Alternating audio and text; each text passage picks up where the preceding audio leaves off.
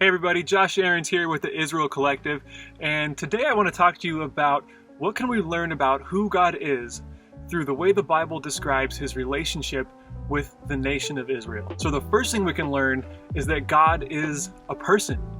It might sound kind of obvious, but when you think about it, it's actually not a given at all. God is not this sort of just like amoral force just sort of floating around in the universe. He's someone who hears us, who loves us, and who responds to us. And in fact, in Genesis chapter 32, Jacob struggles with God. He actually wrestles with God. So we can see here that there's a relationship, there's a dialogue. We can actually even wrestle and have a back and forth with God. The Bible talks about how we work out our salvation, right? It's like a workout. It's like we're moving through it. We're building our relationship with God. And God responds to that. So in that story, God changes Jacob's name to Israel. And from there, we have the 12 tribes of Israel, which are Jacob's offspring. Jesus was an Israelite. Paul was an Israelite. There are 12 tribes. So Jesus was a member of the tribe of Judah. Paul was a member of the tribe of Benjamin. The Bible shows over and over again how God is merciful to the nation of Israel and continues to be so today. God does not change. The God of Genesis is the God of Revelation. The God of the eternal past is the God of the eternal future. This is the unchanging character of God that we can rely on. God keeps his promises. In Romans chapter 11, Paul is talking to the early church about the nation of Israel. Some were arguing that God was completely through with the nation of Israel and that it was now only the early church.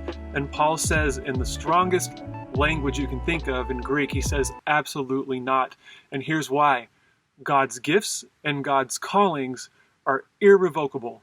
God still has gifts to the nation of Israel. God still has callings on the nation of Israel. And the same is true for us. These cannot be revoked. These cannot be taken away. Paul does not waver one bit on his faith in Jesus as the only way to God, but he says, in essence, God is not finished with Israel.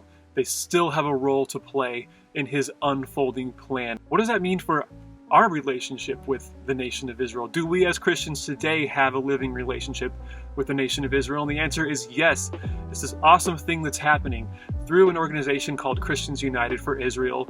There is a growing friendship and relationship between Christians and the nation of Israel. The Bible says in Psalm 122, pray for the peace of Jerusalem.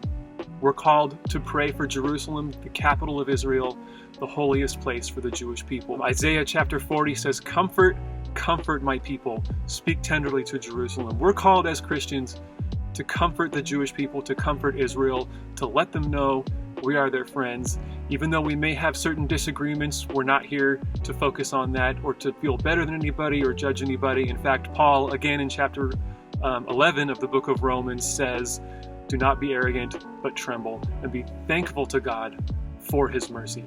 So that's the God we can rely on, and that's the great adventure that we can be a part of. If you want to learn more, go to cufi.org and also check out the Israel Collective podcast. I'm going to go deeper into these exact subjects. You're going to learn a lot more there and find out how you can get involved. Love you guys. God bless.